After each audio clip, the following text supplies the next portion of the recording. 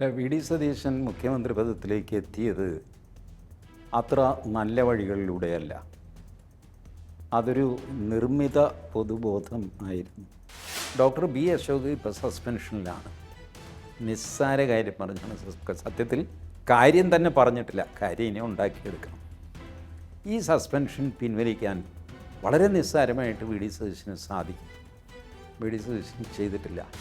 V D Satheesan മറ്റെല്ലാ UDF മന്ത്രിസഭകളും കേരളത്തിൽ perform ചെയ്ത പോലെ അടിയും പിടിയും വഴക്കും വാഗ്വാദവും ഒക്കെയായിട്ട് ഉള്ളൊരു ഭരണമായിരിക്കും വി ഡി സതീശൻ നടത്തുന്നത്.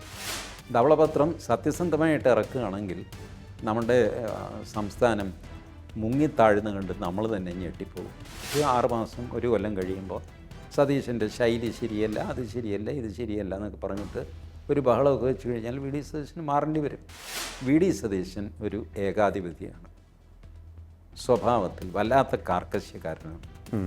അത് വഴിയെ മനസ്സിലാക്കിക്കോളൂ. അതിൻ്റെ ലക്ഷണങ്ങൾ ഒരുപാട് നമ്മൾ അദ്ദേഹം പ്രതിപക്ഷ നേതാവായിരുന്നപ്പോഴും ഒക്കെ നമ്മൾ കണ്ടു. അദ്ദേഹത്തിൻ്റെ പെരുമാറ്റം.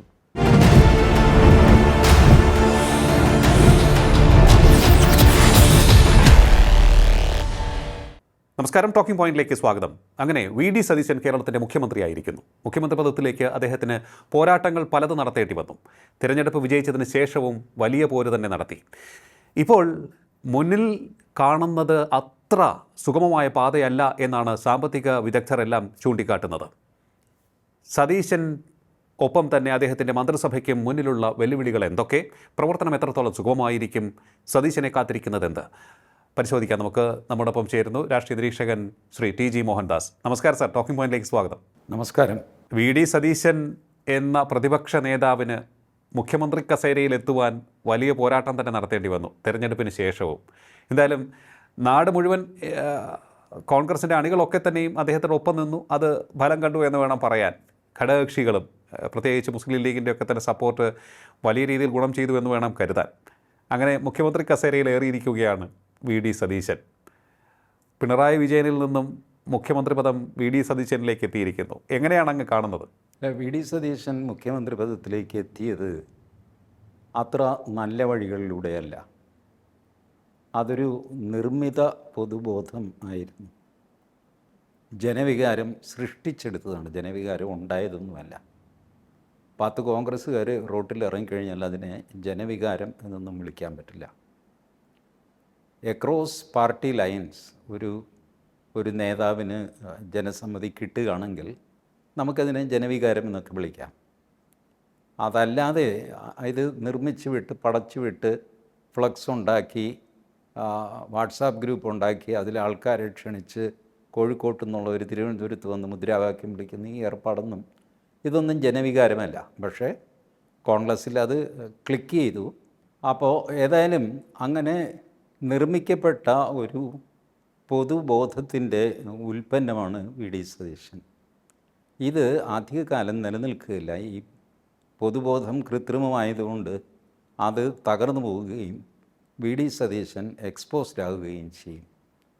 വി ഡി സതീശൻ മറ്റെല്ലാ UDF മന്ത്രിസഭകളും കേരളത്തിൽ പെർഫോം ചെയ്ത പോലെ അടിയും പിടിയും വഴക്കും വാഗ്വാദവും ഒക്കെയായിട്ട് ഉള്ളൊരു ഭരണമായിരിക്കും വി ഡി സതീശൻ നടത്തുന്നത്.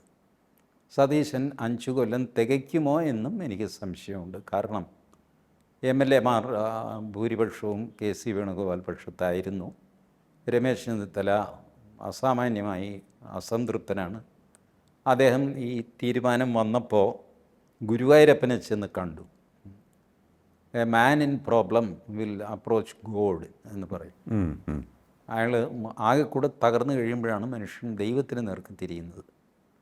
അപ്പോൾ അങ്ങനെ ഗുരുവായൂർ പോയി ദർശനമൊക്കെ കഴിഞ്ഞിട്ട് പിന്നെ വിധിക്ക് കീഴടങ്ങാൻ തീരുമാനിച്ചു. പക്ഷേ രമേശ് ചെന്നിത്തല അങ്ങനെ വിട്ടുകൊടുക്കുന്ന പ്രകൃതക്കാരനല്ല. എന്തിനു വിട്ടുകൊടുക്കണം? തൻ്റെ കാലത്ത് വളരെ ജൂനിയറായിരുന്ന ഒരാളിൻ്റെ കീഴിൽ ജോലി ചെയ്യേണ്ടി വരുന്ന ഒരു ഗതികേട് സാധാരണ ആൾക്കാർ അങ്ങനത്തത് ആ ജോലി വേണ്ടാന്ന് വയ്ക്കുകയാണ് പതിവ്. പക്ഷേ രമേശ് ചെന്നിത്തലയ്ക്ക് അതും വിഴുങ്ങേണ്ടി വന്നു. ഈ ആഭ്യന്തരവും വിജിലൻസും അപകടകരമായ 2 വകുപ്പുകളാണ്. അതിൽ രമേശ് ചെന്നിത്തലയ്ക്ക് പൂർണ്ണ സ്വാതന്ത്ര്യം കൊടുത്തു കഴിഞ്ഞാൽ രമേശ് ചെന്നിത്തലയും ഈ ഇടതുപക്ഷമൊക്കെ ആയിട്ട് സന്ധി ചെയ്യുന്ന ഒരു സ്വഭാവക്കാരനാണ്. ടി പി ചന്ദ്രശേഖരൻ വധക്കേസ് ആലോചിച്ച് നോക്കുക. ഉം, ഉം. അത് കോഴിക്കോട്ടെ അന്ന് ജില്ലാ കമ്മിറ്റി മെമ്പറോ ജില്ലാ പ്രസിഡൻ്റ് ആരാണോ പി സി മോഹനൻ മാസ്റ്റർ, അദ്ദേഹത്തിലേക്ക് ആ കേസ് എത്തിയപ്പോൾ തിരുവഞ്ചൂർ രാധാകൃഷ്ണനെ മാറ്റി രമേശ് ചെന്നിത്തലയെ വെച്ചു. പിന്നെ CPM-ൻ്റെ മുകളറ്റത്തേക്ക് അന്വേഷണം പോയില്ല. അത് LDF UDF ചേർന്ന് നടത്തിയ ഒരു ഓപ്പറേഷനായിരുന്നു. ഇതുപോലത്തെ ഓപ്പറേഷൻസ് ധാരാളം ഇവർ ചെയ്യാറുണ്ട്. അത് ഇനിയും ചെയ്യുകയും ചെയ്യും. ഒരു ടെസ്റ്റായിട്ട് ഞാൻ പറയാം. കശുവണ്ടി വികസന കോർപ്പറേഷൻ ചെയർമാൻ ചന്ദ്രശേഖരൻ്റെ പേരിൽ CBI കേസുണ്ടായി. CBI കുറ്റപത്രം സമർപ്പിക്കാൻ തയ്യാറായിട്ട് വർഷങ്ങളായി. പക്ഷേ പ്രോസിക്യൂഷൻ സാങ്ഷൻ കൊടുക്കുകയില്ല. ചന്ദ്രശേഖരൻ വലിയ INTUC നേതാവാണ്, കോൺഗ്രസ്സുകാരനാണ്. പക്ഷേ പ്രോസിക്യൂഷൻ സാങ്ഷൻ കൊടുക്കാതെ പിടിച്ചു വെച്ചത് പിണറായി വിജയനാണ്. അപ്പോൾ ഒരു INTUC നേതാവിൻ്റെ നേർക്ക് അഴിമതി ആരോപണം വന്ന് CBI അന്വേഷിച്ച് ഇങ്ങനെ പ്രോസിക്യൂഷൻ സാങ്ഷൻ കൊടുക്കുന്നില്ല. അതൊരു നിയമപരമായ ഒരു ഫോർമാലിറ്റി മാത്രമാണ്. ആ കൊടുക്കുന്നില്ല. അത് പൊതുതാൽപര്യ ഹർജിയായി ഹൈക്കോടതിയിൽ പോയി. ഹൈക്കോടതി നിർദ്ദേശിച്ചു അത് കൊടുക്കുക എന്ന് പറഞ്ഞു. കൊടുത്തില്ല. ഹൈക്കോടതി കോർട്ടലക്ഷ്യ കേസ് എടുത്തു. കൊടുത്തില്ല. ഇപ്പോൾ ആ കോർട്ടലക്ഷ്യ കേസ് അടുത്ത ആഴ്ച വീണ്ടും പോസ്റ്റ് ചെയ്തിട്ടുണ്ട് ജസ്റ്റിസ് ബദറുദ്ദീൻ. ഇപ്പോൾ അഴിമതി മുക്തനായ VD സതീശൻ ഈ പ്രോസിക്യൂഷൻ സാങ്ഷൻ കൊടുക്കുമോ? കൊടുക്കില്ല. അതാണ് ചന്ദ്രശേഖരൻ്റെ പിടി. LDF-ലും UDF-ലും ചന്ദ്രശേഖരൻ INTUC-യുടെ സമുന്നത നേതാവാണ് താൻ. ഞാൻ ഈ ചന്ദ്രശേഖരനെ അറിയില്ല, എനിക്ക് വാശിയൊന്നുമില്ല കേട്ടോ പേഴ്സണലി. പക്ഷേ ഇതൊരു ടെസ്റ്റ് ഡോസായിട്ട് ലിയോ വെച്ചോളൂ. ചന്ദ്രശേഖരനെതിരെയുള്ള പ്രോസിക്യൂഷൻ സാങ്ഷൻ കൊടുക്കുമോ ഇല്ലയോ? അതല്ലെങ്കിൽ ഹോം സെക്രട്ടറി തൂങ്ങേണ്ടി വരും. കാരണം ഹൈക്കോടതിയുടെ കണ്ടംപ്റ്റ് പെറ്റീഷൻ എന്ന് പറഞ്ഞാൽ അവർക്ക് ഒരു 3 വർഷം വരെ തടവ് കൊടുക്കാം. IAS-കാരന് അതൊക്കെ വലിയ പ്രശ്നമായിട്ട് വരും. ബട്ട് അതിങ്ങനെ തട്ടി കൊണ്ടുപോകാൻ ഹൈക്കോടതിയും ഒരു കടുത്ത നിലപാടിലേക്ക് പോകാതെ ഇങ്ങനെ വെച്ചുകൊണ്ടിരിക്കുകയാണ്. അപ്പോൾ അത് പുതിയ മുഖ്യമന്ത്രി എങ്ങനെ ഫേസ് ചെയ്യും എന്നുള്ളത് അദ്ദേഹത്തിൻ്റെ ആത്മാർത്ഥതയ്ക്ക് ഒരു തെളിവായിട്ട് നമുക്ക് എടുക്കാം. ഈ സാങ്ഷൻ കൊടുക്കാനുള്ള തടസ്സം ഇപ്പോൾ നോക്കിക്കോളൂ. ഇത് കൊടുക്കേണ്ടത് രമേശ് ചെന്നിത്തലയാണ്, മുഖ്യമന്ത്രി VD സതീശനാണ്. VD സതീശൻ വിചാരിച്ചാൽ പോലും രമേശ് ചെന്നിത്തല ഉടക്ക് വെച്ച് കഴിഞ്ഞാൽ അത് നടക്കില്ല. അതാണ് ഞാൻ പറയുന്നത്. സമ്മർദ്ദങ്ങൾക്ക് വഴങ്ങി ജീവിക്കേണ്ട ഒരു ഗതികേടിലാണ് VD Satheesan. Okay.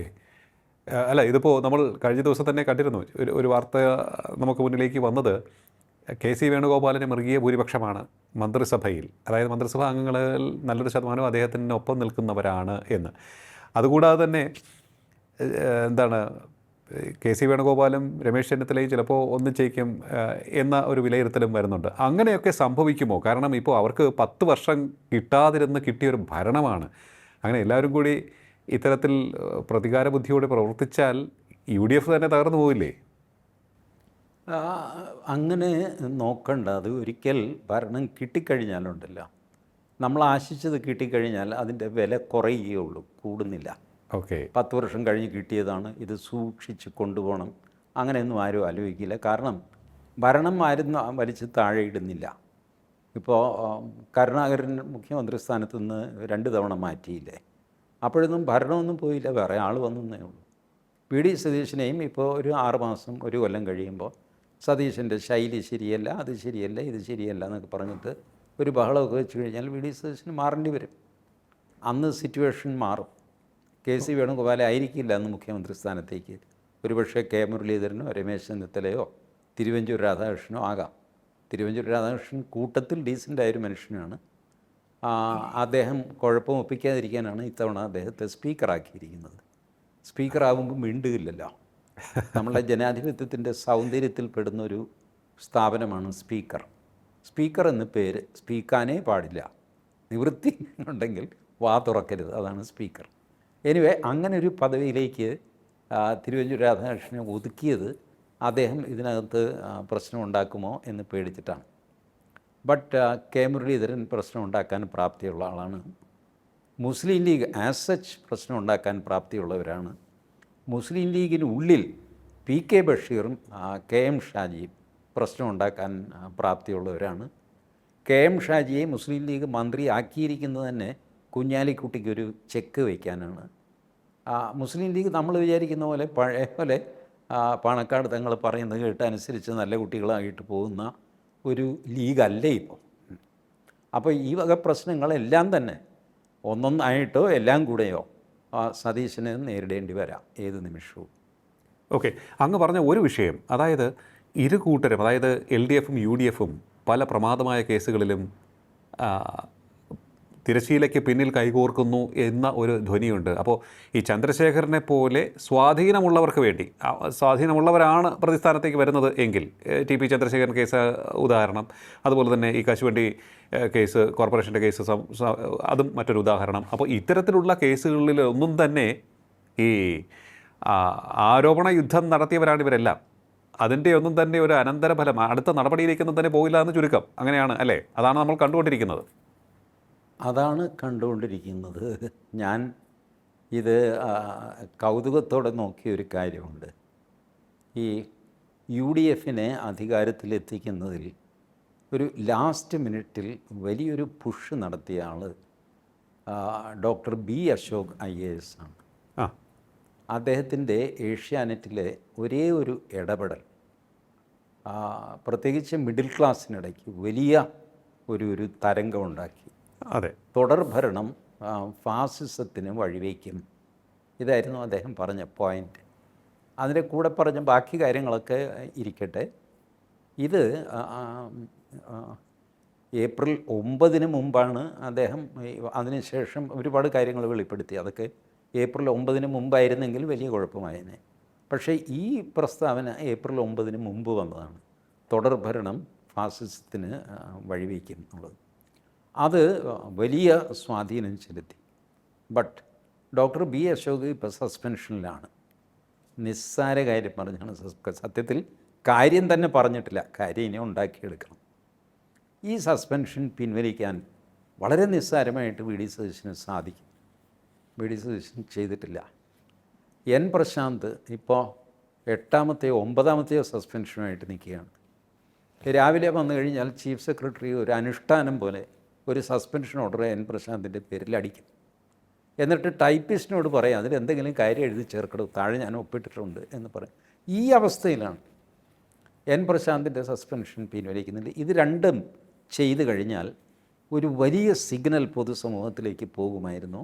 ഓണസ്റ്റായിട്ടുള്ള ഓഫീസേഴ്സിനെ VD Satheesan എന്ന മുഖ്യമന്ത്രി പ്രൊട്ടക്റ്റ് ചെയ്യും എന്ന്. പക്ഷേ ചെയ്തില്ല. പകരം ധൃതി പിടിച്ച് നമ്മളെ ആരെയും അറിയിക്കാതെ ഒരു കാര്യം ചെയ്തു. 4 കോടി രൂപ, 3.95 അങ്ങനെ എന്തോ കോടി രൂപ അറ്റകുറ്റപ്പണിക്കായിട്ട്, ബംഗ്ലാവുകളുടെ അറ്റകുറ്റപ്പണി. എൻ്റെ ലിയോ, ഈ ബംഗ്ലാവ് എന്താ LDFിലെ മന്ത്രിമാർ പോകാൻ നേരത്ത് അടിച്ചു പൊട്ടിച്ചോ? കൂടമെടുത്ത് അടിച്ചു പൊട്ടിച്ച്. ഈ 4 കോടി രൂപയുടെ മെയിൻ്റനൻസ്, അത് തന്നെ മുഴുവൻ ബംഗ്ലാവുകളായിട്ടില്ല, 5-6 ബംഗ്ലാവിനാണ്. ഒരു ബംഗ്ലാവ് പൗർണമി ബംഗ്ലാവ് ഞാൻ നോക്കിക്കഴിഞ്ഞപ്പോൾ 80 ലക്ഷത്തി ചില്ലുവാനും രൂപയാണ് അറ്റകുറ്റപ്പണിക്കായിട്ട് മാറ്റി വെച്ചിരിക്കുന്നത്. 80 ലക്ഷം രൂപയ്ക്ക് വേറൊരു വലിയ ബംഗ്ലാവ് പുതുതായിട്ട് വയ്ക്കാമല്ലോ സാർ? പുതുതായിട്ട് വയ്ക്കാം. അപ്പോൾ പിന്നെ ഇതിൻ്റെ അറ്റകുറ്റപ്പണി എന്ന് പറഞ്ഞാൽ അവിടെ താമസിച്ചുകൊണ്ടിരുന്ന LDF മന്ത്രി ഇറങ്ങിപ്പോകാൻ നേരത്ത് ആളെ വിളിച്ച് കട്ടപ്പാരയ്ക്ക് ആ വീട് അടിച്ച് പൊളിച്ചിട്ടുണ്ട്. അതുകൊണ്ടാണ് ഇത്രയും വലിയ തുകയുടെ അറ്റകുറ്റപ്പണി വരുന്നത്. പിണറായി വിജയൻ ഇത് ചെയ്തു കഴിഞ്ഞാൽ മോടി പിടിപ്പിക്കൽ എന്ന് പറഞ്ഞേനെ. VD സതീശൻ ചെയ്യുമ്പോൾ അത് അറ്റകുറ്റപ്പണി. അപ്പോൾ നമുക്ക് പെട്ടെന്നൊരു കുറ്റം തോന്നുന്നില്ല. മോടി പിടിപ്പിക്കാൻ നേരത്താണ് മോടി പിടിപ്പിക്കുന്നത്. ഇതെന്തിനാണ് ഇത്രയും കാശൊക്കെ? എനിക്കറിയില്ല. ഞാനൊരു സുഹൃത്തിനോട് ചോദിച്ചപ്പോൾ അയാൾ പറഞ്ഞു ഇത് മെയിൻ്റനൻസ് ഒന്നുമല്ല, ഷാൻഡ്ലിയർ മറ്റേ തൂക്കുവിളക്കൊക്കെ ഉണ്ടല്ലോ അത് മാറ്റുക, കർട്ടൻ മാറ്റുക, കാർപ്പറ്റ് മാറ്റുക, അതൊക്കെ എന്തോ ഇമ്പോർട്ടൻറ്റ് സാധനങ്ങളാണ്. ഇതിനൊക്കെയാണ് അറ്റകുറ്റപ്പണി എന്ന് പറയുന്നത്. അല്ലാതെ നമ്മൾ ധരിക്കുന്ന പോലെ വല്ല പൈപ്പോ കഷ്ണമോ ടാപ്പോ എന്തെങ്കിലും കേടായി അതിനൊക്കെ ഇത്ര കാശല്ലേ വരുള്ളൂ. ഇത് VD സതീശൻ മന്ത്രിസഭാ തീരുമാനം കഴിഞ്ഞുള്ള ബ്രീഫിങ്ങിൽ പറഞ്ഞുമില്ല. സാധനം വൈകുന്നേരം ആയപ്പോൾ പുറത്തിറങ്ങി. പിന്നെ അത് രഹസ്യമാക്കി വെച്ചില്ല എന്നുള്ളത് തന്നെ വലിയ കാര്യം. ഇനി രഹസ്യമായിരുന്നത് ആരെങ്കിലും ചോർത്തിയെടുത്തതാണോന്നും എനിക്കറിയില്ല. ഇപ്പോൾ VD സതീശൻ്റെ പോക്ക് എങ്ങോട്ടാണെന്ന് ഈ കാര്യത്തിൽ നിന്നൊക്കെ നമുക്ക് മനസ്സിലാവും. പിന്നെ 2 കാര്യങ്ങൾ വിവാദ വിഷയമായതുകൊണ്ട് വി ഡി സതീശന് ചെയ്യേണ്ടി വന്നു. അതിലൊന്നാണ് ആശാ വർക്കേഴ്സിൻ്റെ റെമ്യൂണറേഷൻ കൂട്ടുന്നത്. പിന്നെ ജൂൺ 15 മുതൽ KSRTCയിൽ സ്ത്രീകളുടെ യാത്ര, അതിൻ്റെ കണ്ടീഷൻ പിന്നാലെ വരും. ആ കണ്ടീഷൻ വന്നു കഴിയുമ്പോൾ അതിൽ യാത്ര ചെയ്യാൻ വലുതായിട്ടൊന്നും ഉണ്ടാവില്ല കേട്ടോ എന്നാണ് ഞാൻ വിചാരിക്കുന്നത്. തഹസീൽദാരുടെ സർട്ടിഫിക്കറ്റ് വാങ്ങിച്ചുകൊണ്ട് പോവുക, ജാതി സർട്ടിഫിക്കറ്റ് കൊണ്ടുപോവുക, വയസ്സറിയിച്ച സർട്ടിഫിക്കറ്റ് കൊണ്ടുപോവുക. ഇത് കഴിഞ്ഞിട്ട് ഈ ശബരിമലയിൽ സ്ത്രീകളെ ഇത് 10നും 50നും ഇടയ്ക്കുള്ളവരെ കയറ്റില്ല എന്നൊക്കെ പറയുമല്ല. ഇതുപോലത്തെ കുറേ കണ്ടീഷൻസൊക്കെ ഇട്ടായിരിക്കും അത് വരുന്നത്, അല്ലാതെ മുതലാവില്ല അത്. അങ്ങനെ കണ്ടീഷൻസോടുകൂടി യാത്ര ചെയ്യാൻ സമ്മതിച്ചാൽ പോലും അത് അലമ്പായി പോകും. പക്ഷേ ഇത് രണ്ടും വിവാദ വിഷയമായതിനാൽ ഞാൻ മഹിളാ മോർച്ചയെ അഭിനന്ദിക്കുന്നത് അവിടെയാണ് കേട്ടോ. എല്ലാവരും മഹിളാ മോർച്ചയെ വഴക്ക് പറഞ്ഞു, കളിയാക്കി, പരിഹസിച്ചു. അവർക്ക് അവരുടെ ഒരു പോയിൻ്റ് ഉണ്ട് ആ സമരത്തിന്. മെയ് 15 മുതൽ സൗജന്യം കൊടുക്കും എന്ന് KC വേണുഗോപാൽ പറഞ്ഞതാണ്. KC വേണുഗോപാലും രമേഷ് പിഷാരുടെയും കൂടെ ബസ്സിൽ കയറി ഇതൊക്കെ പറഞ്ഞിട്ടുണ്ട്. സോ അതൊരു UDFൻ്റെ വാഗ്ദാനമായിട്ട് തന്നെ നിലവിൽ വന്നു. അതിൻ്റെ ഡേറ്റാണ് KC വേണുഗോപാൽ പറഞ്ഞത്. ആ ഡേറ്റിന് അത് ഓർമ്മിപ്പിക്കുക എന്നുള്ളൊരു ജോലിയാണ് മഹിളാ മോർച്ച അവരുടെ സമരത്തിലൂടെ ചെയ്തത്. അവരത് ചെയ്തതുകൊണ്ടാണ് ഇപ്പം ജൂൺ 15 എന്നുള്ള ഡേറ്റ് വി ഡി സതീശന് അനൗൺസ് ചെയ്യേണ്ടി വന്നത്. അല്ലെങ്കിൽ വി ഡി സതീശൻ പറയും, അല്ല അതിൻ്റെ സാമ്പത്തിക സ്ഥിതി നോക്കിയിട്ട് ഞങ്ങൾ വേണ്ട രീതിയിൽ വേണ്ട സമയത്ത് അത് ചെയ്യും, എനിക്ക് കുറച്ച് സമയം എന്താ, ഞാനിപ്പോൾ വന്നില്ലേ ഉള്ളൂ എന്നൊക്കെ പറഞ്ഞ് ഇങ്ങനെ തട്ടി കൊണ്ടുപോയത്. ഇപ്പോൾ ഈ Asha worker V D Satheesan നേരിട്ട് നടത്തിയ കമ്മിറ്റ്മെൻറ്റ് ജൂൺ 15 KC വേണുഗോപാലിൻ്റെ കമ്മിറ്റ്മെൻറ്റ് മഹിളാ മോർച്ച സമരത്തിലൂടെ കുത്തിപ്പൊക്കിയപ്പോൾ ചെയ്യേണ്ടി വന്ന ഒരു കാര്യവുമാണ്. അതുകൊണ്ടാണ് ഈ 2 കാര്യം, ഇന്ദിരാ ഗ്യാരണ്ടിയിൽ 2 ഗ്യാരണ്ടി എടുത്തത്. ബാക്കി ഗ്യാരണ്ടി അവിടെ പോയി ആർക്കും അറിയില്ല. ഓക്കെ, അല്ലേ, ഇത്തരത്തിലുള്ള വിഷയങ്ങൾ ഇപ്പോൾ അതൊരു പ്രധാനപ്പെട്ട വിഷയത്തിലേക്കാണ് അങ്ങ് വിരൽ ചൂണ്ടിയത്. അതായത് സാമ്പത്തിക അവസ്ഥ, സംസ്ഥാനത്തിൻ്റെ സാമ്പത്തിക അവസ്ഥ വളരെ മോശമാണ് എന്നുള്ളതാണ് നമ്മൾ കഴിഞ്ഞ കുറേ നാളായി കേട്ടുകൊണ്ടിരിക്കുന്നത്. ഖജനാവിൽ പൂച്ച പെറ്റ് കിടക്കുകയാണ് എന്ന് തന്നെയാണ് വളരെ വലിയ രീതിയിൽ പരിഹാസമുയർന്നത്. പക്ഷേ ബാലഗോപാൽ പറയുന്നത് 6000 കോടി ബാക്കി വെച്ചിട്ടാണ് പോയത് എന്ന്. അതിനെ വിശ്വസിക്കാൻ സാധിക്കുമോ? ഈ സാമ്പത്തിക വെല്ലുവിളിയെ എങ്ങനെ അതിജീവിക്കാൻ സാധിക്കും പുതിയ സർക്കാരിന്? ഇതൊക്കെ വലിയ ഒരു വെല്ലുവിളി തന്നെ ആയിരിക്കില്ലേ? ഈ 6000 കോടിയൊക്കെ ആർക്കും പറയാവുന്നൊരു ഫിഗറാണ്. ഈ സംസ്ഥാനത്തിൻ്റെ സാമ്പത്തിക സ്ഥിതി കൂടിയും കുറഞ്ഞും മാറിയും മറിഞ്ഞും ഒക്കെ ഇരിക്കും. തിങ്കളാഴ്ചത്തെ സ്ഥിതി ആയിരിക്കില്ല വെള്ളിയാഴ്ച. തിങ്കളാഴ്ച ഫ്രഷായിട്ട് നമ്മൾ RBIയിൽ നിന്ന്, റിസർവ് ബാങ്കിൽ നിന്ന് ഒരു 2000 കോടി രൂപ കേരളത്തിലേക്ക് ട്രാൻസ്ഫർ ചെയ്യും. ട്രാൻസ്ഫർ ചെയ്യുമ്പോൾ ധനമന്ത്രിക്ക് പറയാൻ 2000 കോടി രൂപ ഖജനാവിലുണ്ട് എന്ന് പറയാം. ആ സാധനം അന്ന് വൈകുന്നേരം തന്നെ ആവിയായി പോവുകയും നമ്മൾ ഓവർ ഡ്രാഫ്റ്റിലാകുകയും പിടിക്കുകയൊക്കെ ചെയ്തിട്ട് വെള്ളിയാഴ്ച അല്ലെങ്കിൽ ശനിയാഴ്ച എത്തിക്കഴിയുമ്പോൾ നമ്മളുടെ കയ്യിൽ ഒരു 150 കോടി രൂപയേ ഉള്ളൂ എന്നുള്ള അവസ്ഥ വരാം. അപ്പോൾ 6000 കോടി രൂപ ഖജനാവിലുണ്ട് എന്ന് ബാലഗോപാൽ പറഞ്ഞത് ഏത് ദിവസം ഏത് നിമിഷം എന്നതിനെ ആശ്രയിച്ചിരിക്കും.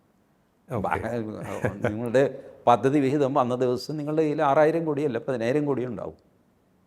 അപ്പോൾ ഏത് ദിവസത്തെ കണക്കാണ് ബാലഗോപാൽ പറയുന്നത്? അപ്പോൾ അതിൽ കഥയില്ല. ഇപ്പോൾ വി ഡി സതീശൻ ഒരു ധവളപത്രം ഇറക്കാം എന്ന് പറഞ്ഞിട്ടുണ്ട്.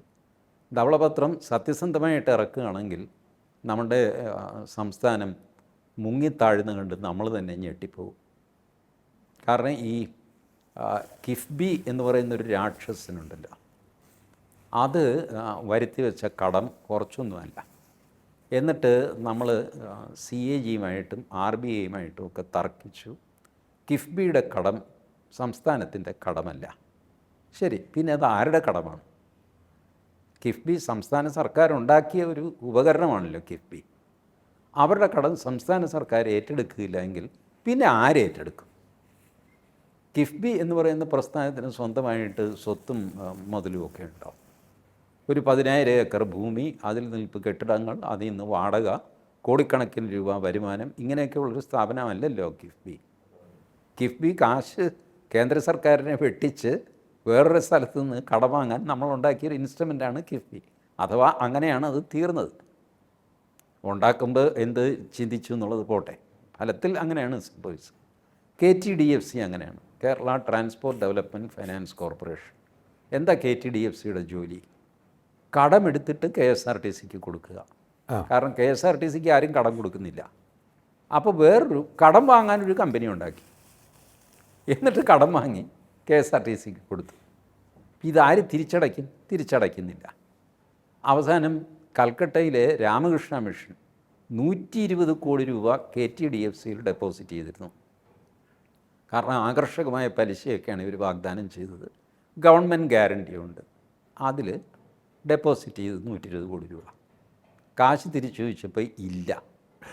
രാമകൃഷ്ണ മിഷൻ ഹൈക്കോടതിയിൽ പോയി. ഹൈക്കോടതി പറഞ്ഞു കാശ് തിരിച്ചു കൊടുക്കടോ. ഞങ്ങളുടെ കയ്യിൽ ഇല്ല സാർ, ഞങ്ങൾ പൊളിഞ്ഞു.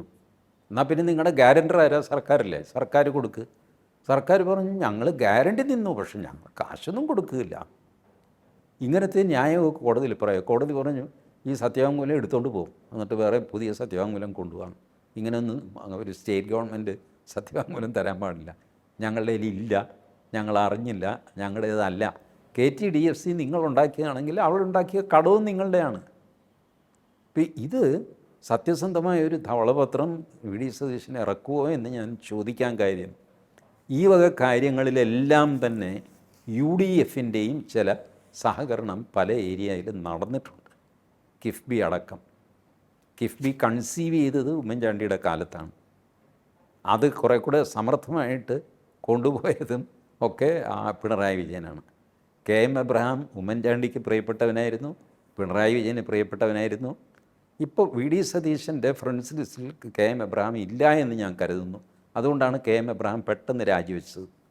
റിസൾട്ട് വന്നു കഴിഞ്ഞപ്പോൾ ആദ്യത്തെ രാജി KM എബ്രഹാമിൻ്റെ ആയിരുന്നു. ലിയോ ശ്രദ്ധിച്ചു കാണുമല്ലോ. അതെ അതെ, കറക്റ്റ്. ഒരു ക്രൂഷ്യൽ പൊളിറ്റിക്കൽ ആൻഡ് ഫൈനാൻഷ്യൽ മൂവ്മെൻ്റാണ് KM എബ്രഹാമിൻ്റെ. സർ, അതെ, തീർച്ചയായിട്ടും ആ KM എബ്രഹാമിൻ്റെ രാജി അതൊരു ക്രൂഷ്യൽ പൊളിറ്റിക്കൽ മൂവാണ് എന്ന് തന്നെയാണ് എനിക്കും തോന്നിയത്. അതിന് ഒരുപാട് അർത്ഥവുമുണ്ട് എന്ന് തോന്നുന്നു സർ. ഒരുപാട് അർത്ഥമുണ്ട് അതിന്. കാരണം ഈ ധവളപത്രം സത്യസന്ധമായിട്ട് ഒരു സർക്കാർ തയ്യാറാക്കുകയാണെങ്കിൽ KM എബ്രഹാമിന് മാത്രമല്ല, ഫൈനാൻഷ്യൽ ബ്രെയിനുള്ള ധാരാളം IASകാർ, സെർവിങ് IASകാരുണ്ട്. അവരാണ് ഈ ധവളപത്രം തയ്യാറാക്കുന്നതെങ്കിൽ KM എബ്രഹാം തന്നെ കുടുങ്ങുമെന്ന് അദ്ദേഹം ഭയപ്പെടുന്നു. ഞാൻ KM എബ്രഹാം അഴിമതിക്കാരനാണെന്നോ അങ്ങനെയൊന്നും ഞാൻ പറയുന്നില്ല. അദ്ദേഹത്തിനെതിരെ ഒരു പൊതുതാൽപര്യ ഹർജി അദ്ദേഹം അതിരുവിട്ട് സ്വത്ത് സമ്പാദിച്ചിട്ടുണ്ട്, വരുമാനത്തിൽ കവിഞ്ഞ്, ഡിസ്പ്രപ്പോർഷനേറ്റ് അസറ്റ് കേസ്. അത് ജോമോൻ പുത്തമ്പുരയ്ക്കലാണ് റിട്ട് പെറ്റീഷനായിട്ട് ഹൈക്കോടതിയിൽ വന്നത്. ഹൈക്കോടതി CBI അന്വേഷണത്തിന് ഉത്തരവിട്ടു. KM എബ്രഹാം സുപ്രീം കോടതിയിൽ പോയിട്ട് ആ ഉത്തരവിനൊരു സ്റ്റേ വാങ്ങിച്ചു. എങ്ങനെയാണ് സുപ്രീം കോടതി അന്വേഷണം സ്റ്റേ ചെയ്തതെന്ന് എനിക്ക് മനസ്സിലാകുന്നില്ല കേട്ടോ. സാധാരണഗതിയിൽ ഒരു അന്വേഷണം സ്റ്റേ ചെയ്യില്ല. നിങ്ങളെ അറസ്റ്റ് ചെയ്യാൻ പോകുന്നു, ജയിലിലിടാൻ പോകുന്നു എന്നൊക്കെ പറഞ്ഞു കഴിഞ്ഞാൽ സ്റ്റേ ഓർഡർ കിട്ടും. അല്ലാതെ നിങ്ങളുടെ എന്തെങ്കിലും കാര്യം അന്വേഷിക്കുന്നു എന്ന് പറഞ്ഞാൽ അന്വേഷണം പാടില്ല എന്ന് പറഞ്ഞ് ഒരു കോടതിയും സ്റ്റേ ചെയ്യാറില്ല.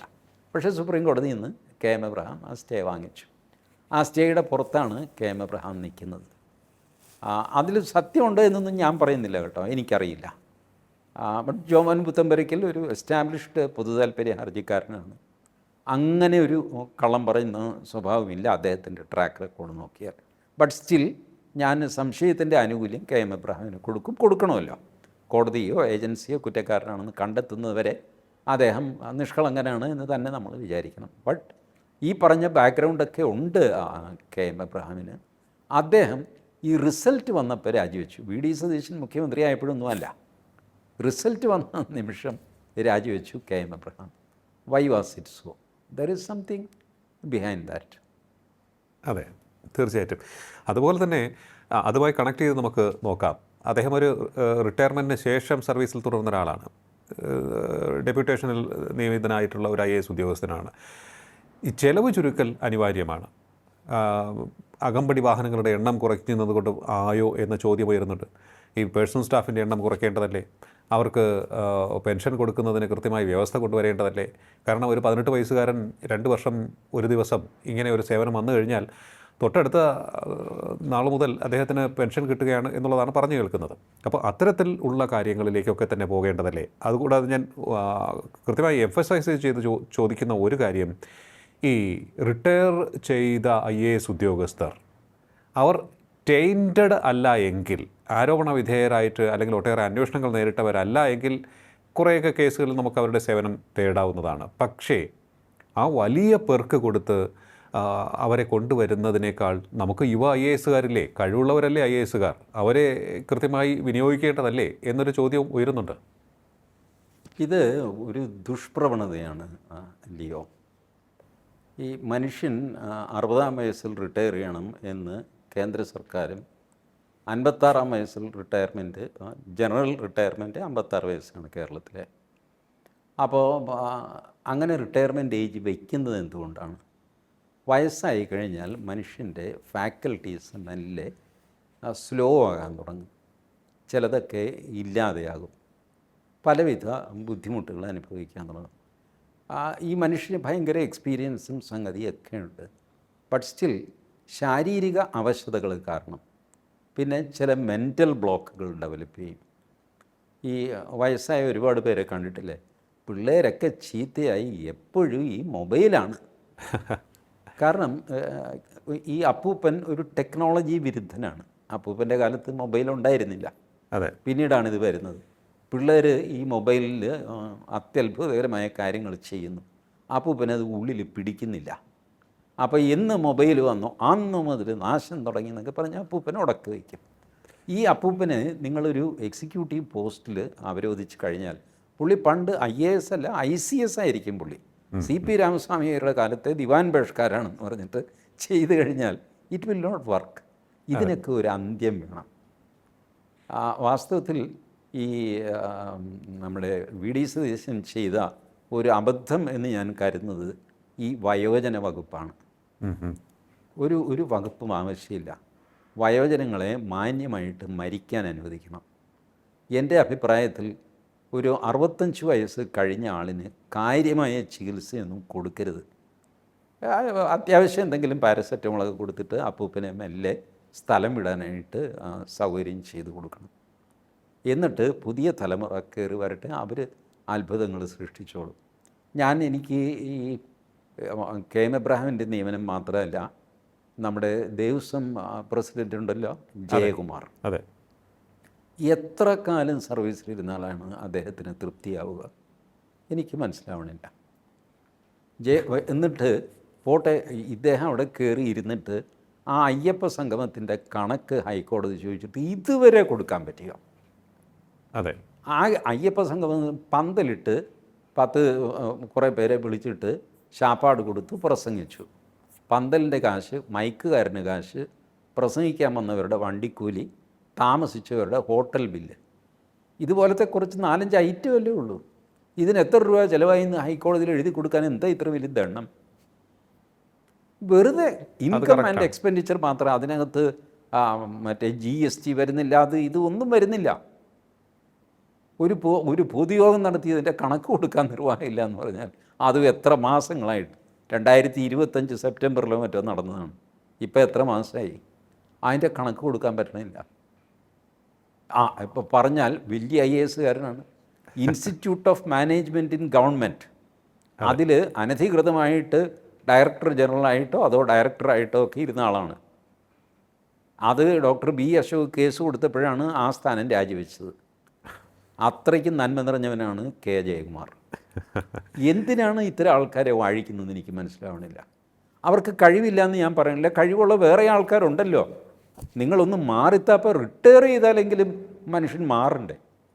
ഇത് മരണം വരെ ആ കസേരയെ കെട്ടിപ്പിടിച്ചിരിക്കുക, മരിക്കുമ്പോൾ മാത്രം ഒരു കണക്കിന് ആ ഡോക്ടർമാരൊക്കെ ചേർന്ന് അറ്റൻഡറും ഒക്കെ ചേർന്ന് ഈ മനുഷ്യനെ കസേരയിൽ നിന്ന് മാറ്റി താഴെ കിടത്തും. ഈ ഒരവസ്ഥ കൊണ്ടുവരുന്നത് മൊത്തം രാജ്യത്തിന് അപകടമാണ്. തീർച്ചയായിട്ടും നമ്മളുടെ ഏജ് വർദ്ധിപ്പിക്കുന്ന ഒരു പരിപാടിയും നമ്മൾ ചെയ്യാൻ പാടില്ല. ഏജ് യങ് ആയിരിക്കണം ഒരു രാജ്യത്തിൻ്റെ ഏജ്. ഒരു പ്രത്യേക ഏജ് കഴിഞ്ഞവരെ അവരെ പരിപാലിക്കുകയൊന്നും വേണ്ട, അവരെ മരിക്കാൻ അനുവദിക്കുക. അങ്ങനെയാണ് പുതിയ തലമുറ വളർന്നു വരുന്നത്. അല്ലാതെ ഈ അപ്പൂപ്പനെ ഉപ്പിലിട്ട് വെച്ച് നമ്മുടെ എൻ പ്രശാന്ത് എഴുതിയിരുന്നു കാലനില്ലാത്ത കാലം. അത് കുഞ്ചൻ നമ്പ്യാരുടെ ഒരു പ്രയോഗമാണ്. അപ്പോൾ അതിൽ 500 വയസ്സുള്ള ഒരു അപ്പൂപ്പന്മാരും ഇപ്പോൾ കുഞ്ഞായിട്ടിരിക്കുന്നു, അപ്പൂപ്പൻ അവർക്കുണ്ട് എന്ന് കുഞ്ചൻ നമ്പ്യാർ പണ്ടേ എഴുതി വെച്ചിട്ടുണ്ട്. അതെ, ഈ സൂക്കയുടെ അങ്ങേര് ക്രാന്തദർശിയായിരുന്നല്ലോ കുഞ്ചൻ നമ്പ്യാർ. 500 കൊല്ലം മുമ്പ് തന്നെ അങ്ങേര് ഇത് കണ്ടുവച്ചിട്ടുണ്ട്, ഇങ്ങനെയൊക്കെ സംഭവിക്കും. ഈ കിളവന്മാരൊന്നും റിട്ടയർ ആവാതെ അങ്ങനെ നരച്ച് കുരച്ച് അസുഖം വന്ന് അതിൻ്റെ മെഡിക്കൽ റീഇംബേഴ്സ്മെൻറ്റ് വാങ്ങിച്ച് 34 കുഴലും കയറ്റി ആശുപത്രി കിടക്കുമ്പോൾ പോലും അദ്ദേഹം ആയിരിക്കും മാനേജിങ് ഡയറക്ടർ. ഇങ്ങനെ പോയിക്കൊണ്ടിരിക്കുക. എന്തൊരു കഷ്ടമാണ്. അതെ, നമ്മൾ തുടങ്ങിയിടത്തേക്ക് വരികയാണെങ്കിൽ അവസാനിപ്പിക്കുന്നതിന് മുമ്പ് വലിയ പ്രതീക്ഷയൊന്നുമില്ല. 6 മാസം അത് കഴിഞ്ഞാൽ മുഖ്യമന്ത്രി സ്ഥാനം ഒഴിയേണ്ടി വരും വി ഡി സതീശന്. അതാണ് അങ്ങേക്ക് ഇപ്പോൾ പറയാൻ സാധിക്കുന്ന കാര്യം അല്ലേ? അതെ, 6 മാസം അല്ലെങ്കിൽ ഏറിയാൽ 1 കൊല്ലം. ഒന്നുകിൽ കോൺഗ്രസ് അല്ലെങ്കിൽ മുസ്ലിം ലീഗ്, രണ്ടിൽ ഒരു ആൾ കലാപം ഉണ്ടാക്കിയിട്ട് വി ഡി സതീശന് താഴെ ഇറക്കും. അയ്യോ, ഒരു കാര്യം പറയാം. വി ഡി സതീശൻ ഒരു ഏകാധിപതിയാണ്, സ്വഭാവത്തിൽ വല്ലാത്ത കാർക്കശ്യക്കാരനാണ്.